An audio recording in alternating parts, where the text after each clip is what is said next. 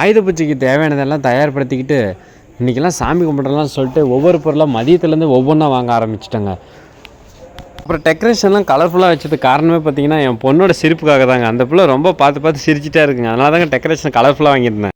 அப்புறம் ஒய்ஃபுக்கும் எனக்கும் பார்த்தீங்கன்னா மதியத்துலேருந்து ஒர்க்கு அதிகமாகவே இருந்தது. ஏன்னா பழம் தேங்காய்லாம் கரெக்டாக வாங்கணும். அப்புறம் பூ, ஊதுபத்தி, கற்பூரம் எல்லாமே பார்த்தீங்கன்னா ஞாபகமாக இருக்கணும். கொஞ்சம் சீட்டு போட்டு பார்த்து பார்த்து ஒவ்வொன்றா வாங்கிட்டு வந்தாங்க. அப்போ கூட ஒவ்வொரு பொருளும் மிஸ் ஆகிடுச்சிங்க. அப்பயும் ஒவ்வொன்றா பார்த்து பார்த்து வாங்கிட்டு ஸ்பாட்டுக்கு வந்துட்டு அப்புறமேட்டு எல்லாம் பக்கத்தில் வச்சுருந்தோம். இப்போ சொந்தக்காரங்களும் வந்திருந்தாங்க. அவங்களுக்காக அப்படியே ஒட்டுக்கா ப்ரிப்ரேஷன் கொஞ்சம் ஸ்ட்ராங்காக பண்ணிவிட்டு அப்புறம்லாம் சாமி கும்பிட்டு ஆரம்பிச்சிட்டாங்க.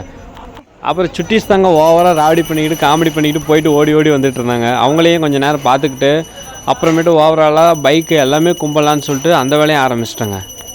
அப்புறம் எல்லோரும் பண்ணுற மாதிரி தாங்க வீட்டுக்குள்ளே ஒரு படைச்சல் வச்சுருந்தோம், வெளியே ஒன்று வச்சுருந்தோம்.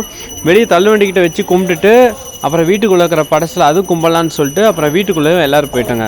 அப்புறம் வீட்டுக்குள்ளேயே வச்சு ஒவ்வொரு சாமியும் எல்லாம் கும்பிட்டுட்டு அப்புறம் வெளியே காமிச்சிட்டு பைக்கு எல்லாமே சுற்றியும் காமிச்சிட்டு அப்புறம் திருஷ்டிக்காக பூசணிக்காய் உடைக்கலான்னு சொல்லிட்டு அது ஒரு பக்கம் ரெடி பண்ண ஆரம்பிச்சுக்கிட்டேங்க. அப்புறம் இந்த பூசணிக்காய் உடைக்கிறத மட்டும் கொஞ்சம் ரோட்டில் ரொம்ப உடைச்சி போடுறாங்க. அது கொஞ்சம் ஓரமாக போட்டால் பரவாயில்ல, நான் அதை ஃபாலோ பண்ணேங்க.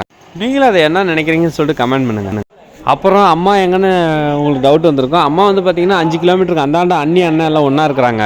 அவங்களுக்கு பிரசாதம் மட்டும் தனியாக எடுத்துக்கிட்டேங்க.